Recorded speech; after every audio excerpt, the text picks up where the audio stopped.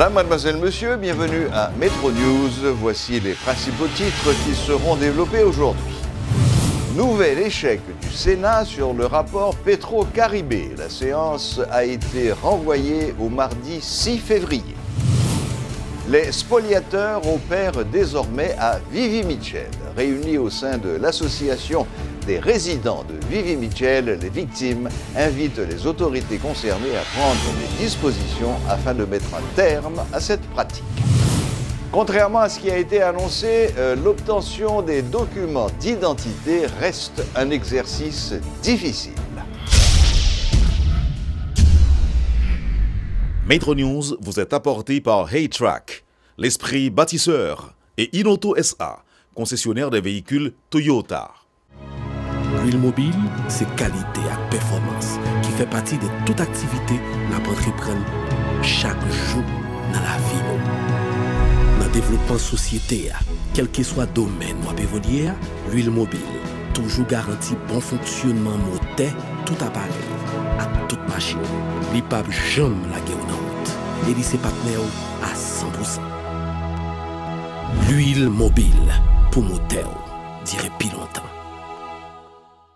Chaque continent, chaque pays, chaque route est différente. Derrière chaque virage, une nouvelle aventure vous attend. Toutes les routes nécessitent une attention particulière. C'est pourquoi, achetez votre Toyota chez un distributeur officiel. Vous obtenez un véhicule fabriqué spécifiquement pour votre pays. Un service après-vente spécialisé. And genuine spare parts that will make your investment and vehicle perform to the maximum.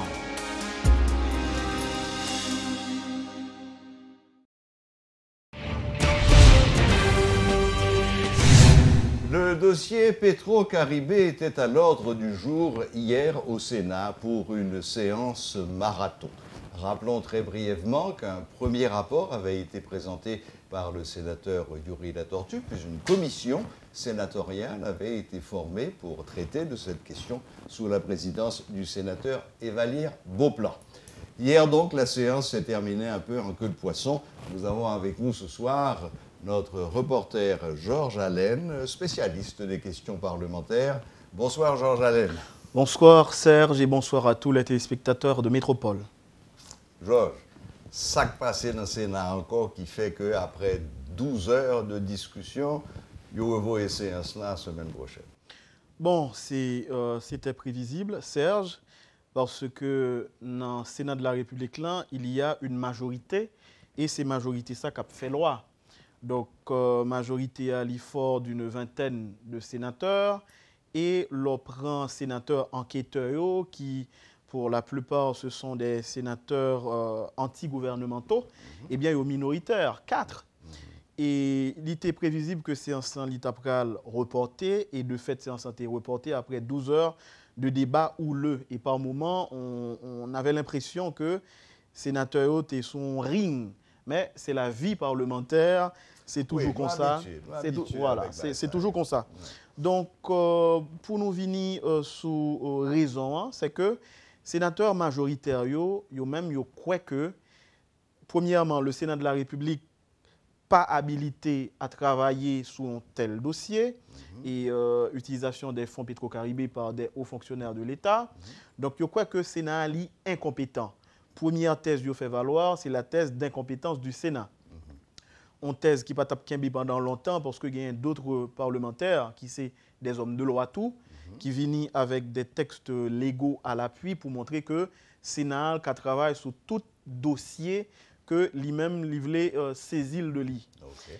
Et puis ensuite, l'autre thèse qui était avancée par la majorité, faut que le dossier ça est transféré par devant la Cour supérieure des comptes et du contentieux administratif. Donc, la Serge et sénateurs majoritaires, ils même préparé pour faire une proposition de résolution à bureau pour demander que le dossier sale soit transféré par devant la Cour supérieure des comptes. On a parlé de dossier Petro-Caribé. Et gagner d'autres sénateurs comme Jean-Marie Junior Salomon, Patrice Dumont, Sénatus, entre autres, qui croient que si le dossier est transféré par devant la Cour supérieure des comptes, il y a un conflit d'intérêts. Pour la simple et bonne raison que gagner des juges au niveau de la Cour qui indexaient dans le rapport ça. Donc, comment demander à des juges qui indexaient dans le rapport Petro-Caribéa, voilà, de se juger eux-mêmes. Donc, voilà à la fois juge et partie. Et c'est pour raison ça que 4 sénateurs, Jean-Marie Junior Salomon, Jean-Renel Sénatus, Patrice Dumont, et un sénateur de PHTK, quitté ça là, ils ont infirmé comme non. Ça qui a lieu à report de la séance sur l'utilisation des fonds Petro-Caribé pour la 3e fois. Il faut le souligner. Oui. Mais finalement, pendant demi-journée, ça, 12 heures, c'est une demi-journée. Oui, en effet. De qui ça veut parler? Est-ce qu'au moins ils ont rentré dans le dossier? Oui, ils ont rentré dans le fond, question 1, parce que il y a un sénateur Kedler Augustin qui était parlant en pile, qui était très nous va dire volubile, c'est péjoratif, mais qui était très actif. Et dans ces séances ça, il montrait que le rapport Petro-Caribé est beaucoup plus politique que technique. Et il prend pour preuve le fait que dès le début, dans le rapport, il est dit que enquêteur pas simple Serge, j'ai enquêté sur période 2008-2016. Comment se fait-il que Joslerme Privert, qui était président provisoire de 2015 à 2016, pas indexé dans la période que sénateur ou même il a enquêté.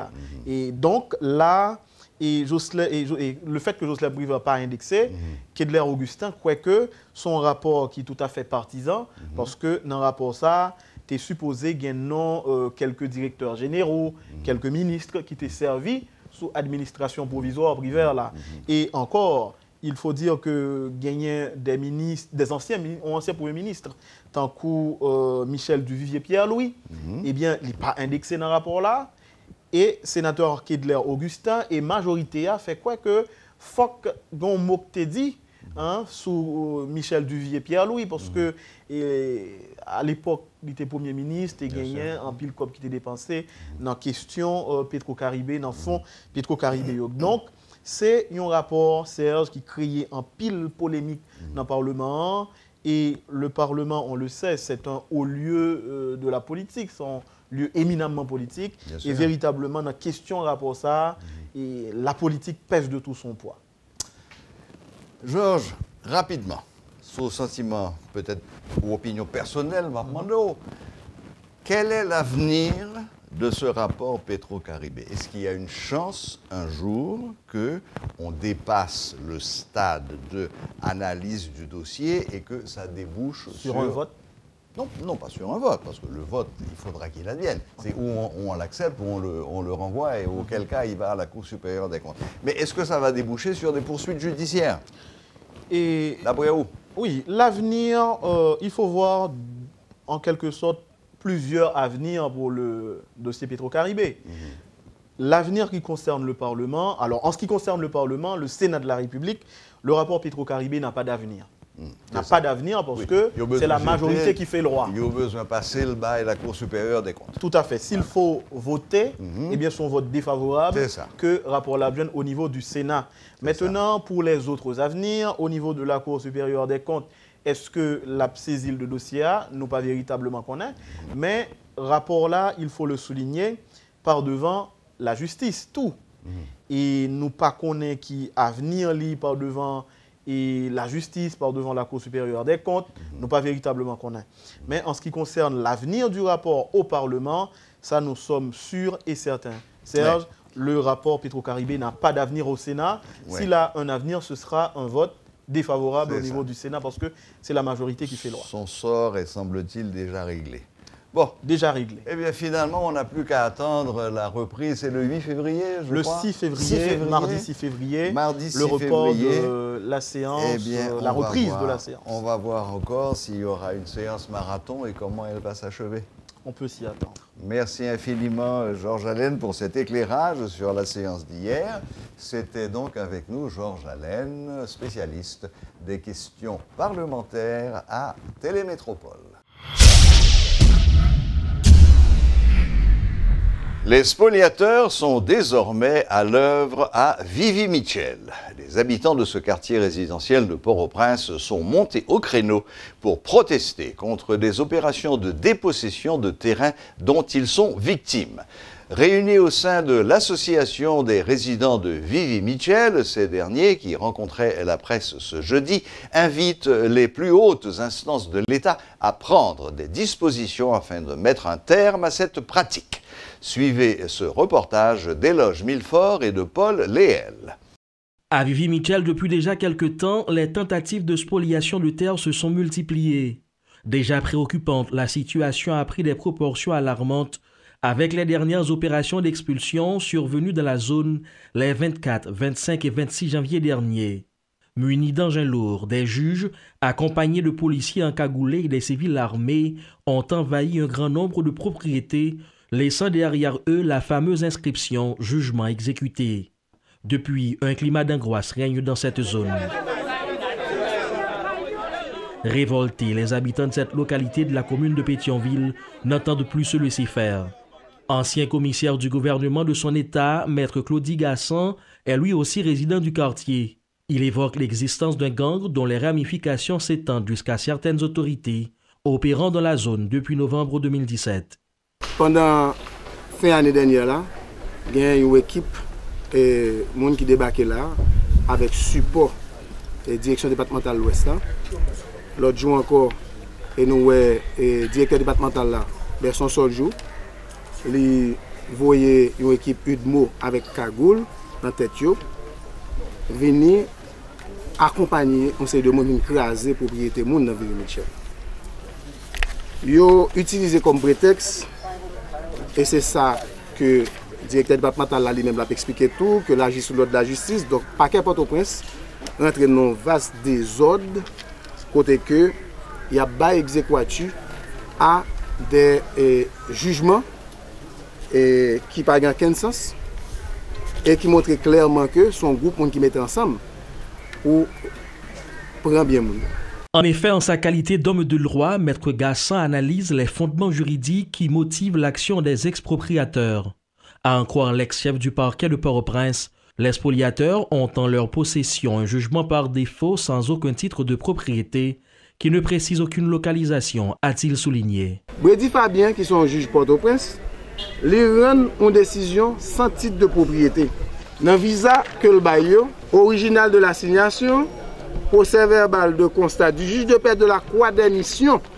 Croix des Missions sont une juridiction qui relevait de la juridiction de la Croix des Bouquets. Mais pas dans la juridiction Port-au-Prince. Et comme ça a fait sous Caille, ancien commissaire gouvernement Port-au-Prince, Aristidas Auguste, dans tabac. Nous avons précisé pour tout le monde encore, décision sera disponible. Il n'y a pas aucune localisation là-dedans, pas aucun côté que vous dit pour aller exécuter décision ça, qu'à un tel. Il n'y a pas dans 15 zones. Donc, il y a le palais national, il y a le Saint-Domingue, n'importe côté sur la planète. Habitant de Vivi-Michel, qui s'est fait porte-parole de ses pairs, Claudie Gassan dénonce les responsabilités des autorités face aux actes de spoliation. Il exhorte les concernés à agir vite. Sinon, Maître Gassan n'écarte pas la possibilité que les citoyens se défendent eux-mêmes. Ce qu'un de ses voisins confirme. L'inacceptable dans le pays, pour moun ap travail dur, pour l'autre c'est marcher voler les affaires moun. Et puis l'État décide, au lieu de protéger, c'est l'État qui a appuyé moun ça ou vient voler. Moi-même nous prenons disposition ici, bagage ça fini dans Vivi-Michel. C'est soit passer 6 ans, trahi nous, ou bien nous l'appel à Vivi-Michel. Pour retrouver leur calme et continuer à vivre dans la tranquillité, les résidents de Vivi-Michel se disent prêts à lutter contre les spoliateurs envers et contre tout. Ils n'accordent que peu de crédit à la création par le gouvernement d'une brigade d'intervention contre l'insécurité foncière, arguant que cette structure est formée des mêmes instances impliquées dans la plupart des actes de spoliation.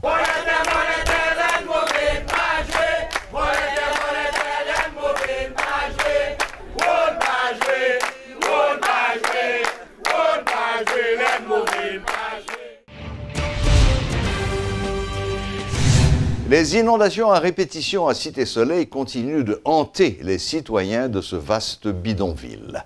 Depuis plusieurs jours, des familles vivent les pieds dans l'eau. À la base, le non-curage du canal Saint-Georges. Les habitants des quartiers inondés appellent à l'aide les autorités du ministère des Travaux publics. Pour protester contre cette situation jugée insupportable, les citoyens ont bloqué la route 9 ce mardi, ce qui a paralysé la circulation dans cette zone. Suivez ce reportage de Luxon Saint-Ville et Guitry Choisy. Des rues inondées, de la boue, une odeur nauséabonde, des maisons envahies par les eaux. Dans la zone de la Croix-Bleue, au nord de Cité-Soleil, l'image est frappante. Depuis plusieurs jours, des riverains ont les pieds dans l'eau. Visiblement révoltée, Marie-Ange nous parle de son calvaire. À cause de cette inondation, sa fille ne s'est pas présentée à l'école depuis 4 jours. Cette mère de famille se dit indignée et choquée. Ou pas côté pour dormir là depuis le bagay. À côté nous pas gagné. Riel yo vinn creuser, canal yo pas fouiller. Tout kay nous te gagné, nous gen boy ici, nous petit kay yo.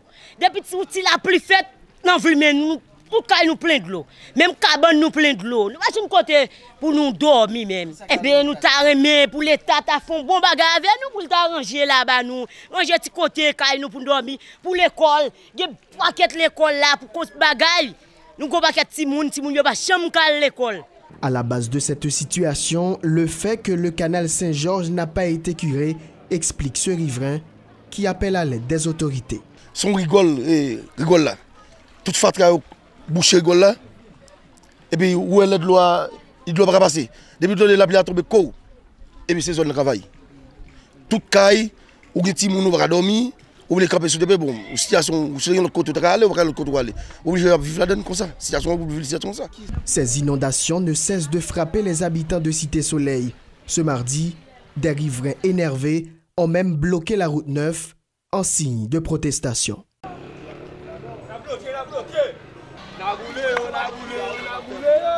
Grosse pierre, barricade et pneus enflammés, les protestataires utilisent tous les moyens pour faire entendre leur voix. Remonté contre les autorités, ce citoyen exige le curage des canaux. Canal yo gen près de 10 ans, yo pas jamais ka nettoyer. Et surtout, nèg yo gon paquet l'argent nan men yo là, yo pral dépenser pour carnaval. Et nèg yo gon valer l'argent nan men yo là, yo a fait gros stang. Et pourtant nous même garder ta nous. Et pourtant Cité-Soleil est là qui bastion politique là, quel que soit sénateur l'ouest là, whatever moun depuis li besoin chef centre dans cité a pour venir. Et pourtant, les fin chef n'a oublié nous. Si rien n'est fait, les habitants de ce quartier menacent d'intensifier leur mouvement de protestation afin d'obtenir satisfaction. Alors que la mairie de Cité-Soleil a enclenché une grande campagne d'assainissement dans la zone, l'insalubrité continue de régner dans ce vaste bidonville en raison des inondations à répétition.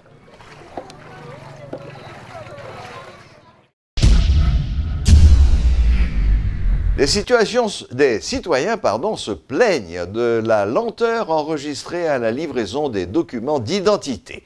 Interrogés dans les centres de réception et de livraison, ils appellent les autorités à faire le nécessaire pour améliorer la qualité du service. 21 mois. Mais ça me fait bosser là depuis le mois de juin. Même dans février. Comme 15 jours pour mon passeport m'a bien réunion. Supposément, je fais des routes. Pour m'aller, je passeport m'a voyé par DHL ou bien voyé par la poste ou pas de côté au cavoyer. Mais il faut que je fasse mal. À cause m'a perdu job moins. Est-ce que ça son pays? Le collectif des citoyens exige la mise à l'écart de Sweet Mickey dans le défilé du carnaval les 11, 12 et 13 février prochains. Lors d'un sit-in devant la mairie de Port-au-Prince ce jeudi, les membres de cette structure, par la voix de la coordinatrice de Fos-Delma Magali Lacroix, ont dénoncé les propos dénigrants que profère l'ex-président à l'endroit des femmes. Par ailleurs, la directrice générale de la municipalité de la commune rappelle les principes à respecter pour le bon déroulement des festivités. Non, c'est pas nous qui organisateurs qui fait tête nous justice. Nous demandons pour ne pas dénigrer les femmes parce que les femmes qui ne peuvent pas accepter, il y a joué non pas quoi. Les femmes qui ne peuvent pas accepter, il y a dit toute bagaille. Si les femmes ça choisi faire tête de justice, c'est pas nous-mêmes, c'est eux-mêmes qui sont responsables parce que c'est eux-mêmes qui pour connaître pour pas voyer yon moun qui vient dénigrer les femmes dans le carnaval là et femmes yo prend décision année ça, yo pas accepter yon moun a vinn jouer yo dénigrer dans le carnaval là. Est-ce que le message ça va jouer une femme qui vient participer tout message là à privé tout côté pour l'arriver. Dénigrer une femme, c'est pas un bagage que pour nous cautionner. Jamais. Nous pas aimer, nous pas d'accord en tant que femme. Pour moi, c'est une aberration. OK? Si maintenant, si le groupe a choisi que les viennent participer dans le carnaval, c'est un groupe qui a 30 ans, qui fait musique, qui fait belle musique déjà. S'il choisit de participer dans le carnaval là, pour faire sa musique, bienvenue. Mais sans mentir, dénigrer femmes, dire bêtises, ça n'amuse personne, au fait. Oui, sitting, je comprends la raison sitting, et par contre, si vous voulez faire des notes de presse aussi, mais aller vers la violence, ça va jamais solution. Et faire violence, c'est des victimes innocentes qui peuvent gagner, c'est pas pour résoudre le problème. Je ne sais pas qui ça veut dire, qui intention, mais si c'est ça, c'est pas la bonne solution. La boucle est bouclée. Merci de votre fidélité et à la prochaine, même heure, même chaîne.